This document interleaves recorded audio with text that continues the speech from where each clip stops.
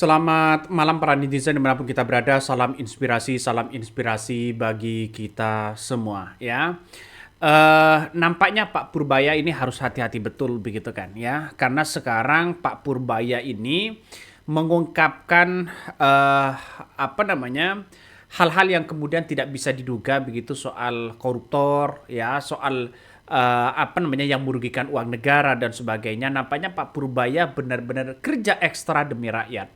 Tapi perlu apa namanya perlu hati-hati betul Pak. Kabarnya begitu kan ya. Menurut pengamat intelijen bahwa Pak Purbaya ini akan ditekan dan akan disikat untuk direshuffle. Wih, wih, kok ngeri-ngeri amat bos, ya? Kenapa? Karena mungkin Pak Purbaya ini mengungkapkan tabir-tabir para koruptor atau bisa memberesi di dalamnya begitu. Nah, dan tidak hanya itu ya. Ada yang mengatakan juga seperti Guru Gembul begitu mengatakan bahwa 2 bulan lagi ya Pak Purbaya ini akan dilengserkan, akan diganti. Wah ini keren. Ini keren begitu kan. Kenapa kok mengatakan keren bang? Iya saya kira dengan adanya statement-statement seperti itu begitu kan ya. Di belakang Pak Purbaya ini ada Prabowo.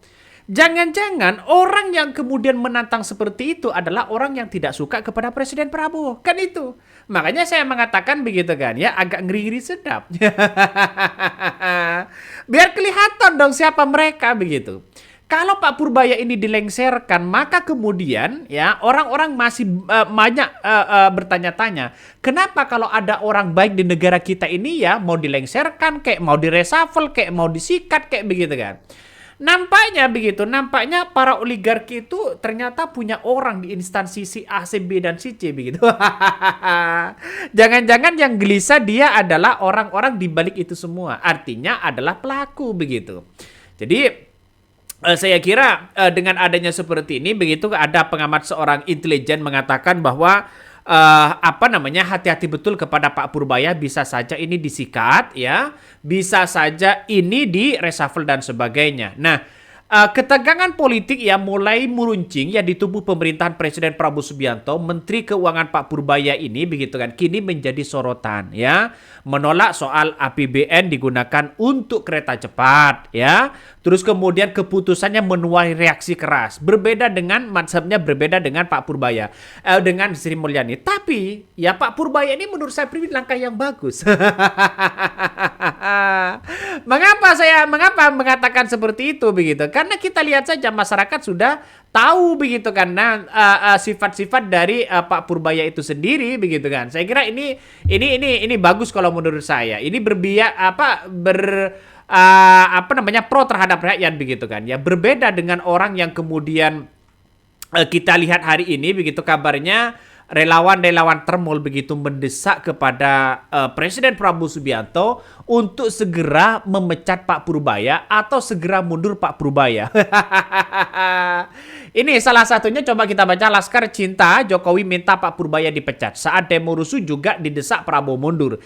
Nah inilah yang kemudian menjadi spekulasi-spekulasi besar. Makanya yang saya katakan tadi, Pak Purbaya ini sudah banyak diserang bertubi-tubi sana sini. Nah salah satunya orang yang kemudian gelisah di situ ya akibat ya mungkin tidak bisa bermain begitu, tidak bisa lagi menguras uang negara.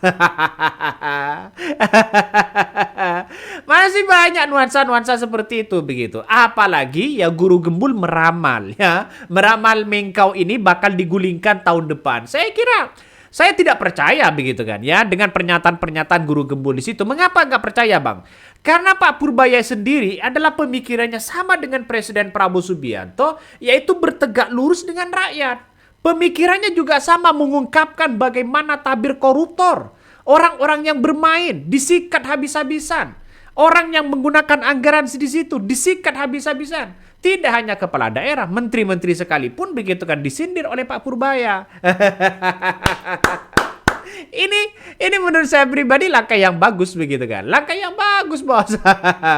Kabarnya begitu kan ya. Kabarnya Pak Purbaya ini bisa saja digulingkan ya tahun depan ya. Ini prediksi dari Guru Gembul menyebutkan bahwa Pak Purbaya bisa saja digulingkan ya karena terlalu pro terhadap rakyat. Kabarnya begitu. Nah, dalam video singkat yang dibagikan di kanal YouTube pribadinya, Guru Gembul ini mengaku mulai tertarik dengan Pak Purbaya. Menurutnya menteri ya pengganti Bu Sri Mulyani itu kerap mengeluarkan kebijakan-kebijakan yang pro terhadap rakyat. Saya kira kalau pro terhadap rakyat ini sangat baik begitu kan. Ini perlu diperhatikan. Masyarakat ya seluruh masyarakat di Indonesia, mari bergandengan tangan untuk Pak Purbaya. Jangan beri kesempatan termol-termol itu. Ya bisa saja begitu kan ya, para termol itu bermain ya atau bagaimana begitu kan. Ini kalau Pak Purbaya digulingkan siapa lagi begitu. yang pro terhadap rakyat begitu. Dan tidak hanya itu, Pak Purbaya juga membuat keputusan tak terduga dengan tidak menaikkan cukai rokok ya pada 2000 sampai 2026 ya, demi menyelamatkan jutaan pekerja dan petani tembakau. Bayangkan, artinya Pak Purbaya ini sangat menurut saya pribadi sangat pro terhadap rakyat begitu. Bisa saja orang-orang yang kemudian bermain di dalamnya ya terganggu dengan adanya pergerakan-pergerakan dari Purbaya ini. Nah, selain fokus pada stabilitas ekonomi, Pak Purbaya juga ini bergerak cepat ya dengan reformasi pajak dan transparansi fiskal. Nah, yang kemudian membentuk tim ahli independen untuk membenahi sistem yang namanya Koretek yang selama ini menjadi ya masalah klasik di Kementerian Keuangan. Coba kita lihat saja ya si Koretek itu begitu. Kalau siang lemot, error, harus ngulang-ngulang lagi begitu. Ternyata ini dibongkar habis-habisan oleh Pak Purbaya begitu sekarang. Dan kita lihat saja begitu ketika orang banyak yang terganggu kepada Pak Purbaya akibat kebijakan-kebijakan dan keputusannya, ya orang-orang di dalam yang kemudian dianggap juga bermain terganggu dengan itu begitu, maka kemudian banyak yang mendesak Pak Purbaya segera dicopot dan sebagainya.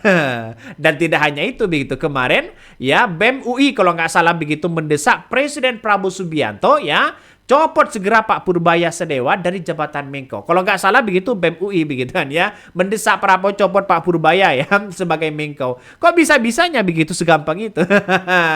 Nah, Pak Purbaya Sedewa ini dilantik sebagai Menteri Keuangan ya, lalu kemudian baru beberapa bulan begitu menjabat sebagai Menko Keuangan begitu kan ya, dikritik habis-habisan oleh mahasiswa.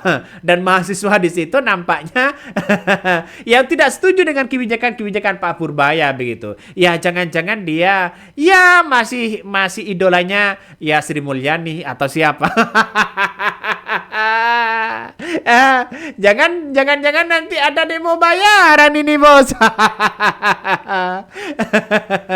Ya biasalah dalam dunia politik. Nah, desakan itu begitu disampaikan oleh BEM Eksekutif Mahasiswa Universitas BEM Indonesia saat menggelar aksi di depan gedung DPR RI Senayan. Dia langsung memberikan kesimpulan begitu kan ya, harus mencopot Pak Purbaya begitu. Selain itu BEM juga mengkritik ya bahwa pernyataan penasihat khusus Presiden bidang politik dan keamanan Wiranto juga menyebutkan jika tuntutan rakyat plus 17+8 dipenuhi semua maka akan membuat repor ya. Artinya secara tidak langsung begitu itu pernyataan-pernyataan dulu begitu kan. Tapi kita lihat saja sekarang ini nampaknya semuanya pasti mendukung Pak Purbaya begitu. Saya yakin dan saya yakinnya itu begitu ya. Bahkan ya Guru Gembul juga lewat di kanal YouTube-nya memprediksi Menteri Keuangan Pak Purbaya Sedewa ini juga ya mengatakan digulingkan pada tahun 2026. Woi, makanya hati-hati Pak ya, Pak Purbaya ini harus hati-hati betul begitu kan. Jangan sampai ini muncul bahwa orang-orang yang kemudian tidak bertanggung jawab di situ begitu kan ya, diserang habis-habisan Bapak itu. Bisa saja digulingkan. Ya bisa saja digulingkan begitu kan ya. Bahkan ya kenapa sering orang mengatakan ya Pak Purbaya ini harus didesak mundur dari jabatan Menhan, padahal begitu kan. Padahal kita lihat saja Pak Purbaya ini ya sangat-sangat bekerja dengan rakyat begitu. Nggak tahu lagi nanti orang-orang yang mau dicari gimana lagi begitu kan ya, orang-orang yang menolak itu begitu. Tapi kami pribadi menganggap bahwa Pak Purbaya ini sangat baik begitu. Pak Purbaya ini saya kira langkah yang kemudian menjadi terobosan baru sejalan dengan tuntutan masyarakat ya. Coba kita bayangkan kemarin juga membuat keputusan Pak Purbaya ini ya akan menanggung 20 triliun BPJS yang menunggak begitu kan. Ini kan saya kira ini langkah yang bagus bagi Pak Purbaya ya, dan dampaknya bagi masyarakat. Artinya kebijakan-kebijakan walaupun kontroversial dan itu adalah mengarah kepada rakyat. Artinya membela rakyat begitu. Nah, orang-orang yang mengkritik Pak Purbaya ini justru orang-orang yang kemudian tidak tahu lagi begitu kan ya. Mungkin terkesan mungkin terafiliasi kepada salah satu siapa atau siapa. Tapi yang jelas pernyataan dari Pak Purbaya dan kebijakan-kebijakannya ini sudah pro terhadap rakyat begitu. Ya nggak tahu lagi kalau di luar sana begitu kan ya. Tapi saya pribadi setuju sekali Pak Purbaya ini ya, bersihkan semua begitu kan ya, orang-orang yang tidak produktif begitu kan, orang-orang yang hanya memainkan anggar, bersihkan di situ Pak. Saya setuju itu. Saya akan belakang yang ada di belakang Bapak. Ya iyalah dong begitu kan. Ya kenapa? Karena kita tahu bahwa Pak Purbaya ini ya, ini kan bekerja dengan rakyat. Kalau saya pribadi mengatapi seperti itu untuk sementara ini begitu kan ya. Coba kita baca komentar-komentar netizen begitu. Kalau sampai dia yang duluan keluar sebelum Bahlil dan Pigai, berarti ya ada apa ini isinya di pemerintahan itu. Dan juga yang berkomentar ya, posisi Pak Purbaya sebagai Menkau sangat kuat hingga akhir jabatan ya Prabowo sebagai presiden. Pak Purbaya didukung keponakan Prabowo Thomas Wijayandono sebagai Menkau ya. Jadi tidak ada seorang pun menggoyah kedudukan Pak Purbaya sebagai Menkau selama Prabowo mendukung Pak Purbaya. Nah, kalau benaran ini terjadi, arah-arahnya jadi seperti Rizal Zamri era Jokowi, bahkan ya RR sebagai Menko Marves pun dimusuhi sama wapresnya sendiri. Selain beberapa menteri kurang suka ya kalau di Pak Purbaya, lebih kepada menteri Menko sama Densih yang kurang srek.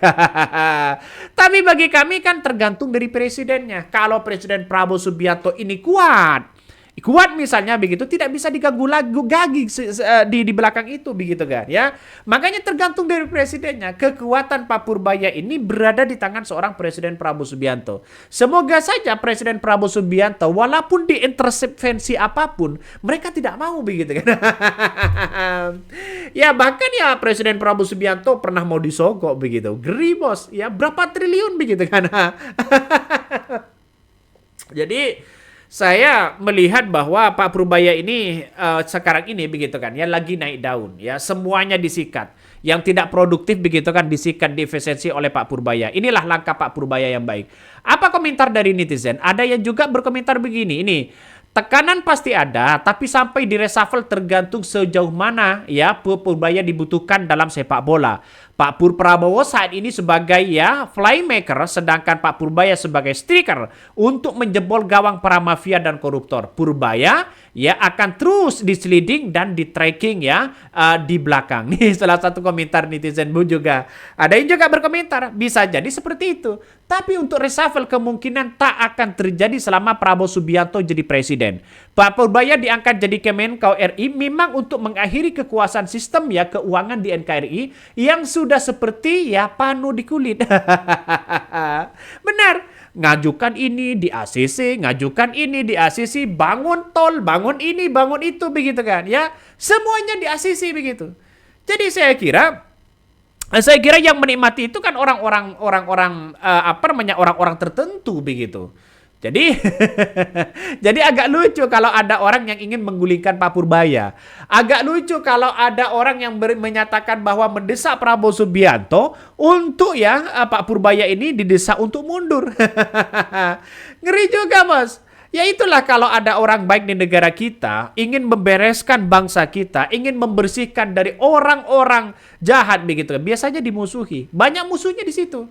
Jadi saya pribadi menganggap bahwa ini ada lelucon apa begitu di negara Konoha ini begitu. Masa iya Presiden Prabowo bisa diintervensi? Karena semuanya kan tergantung dari Presiden Prabowo Subianto.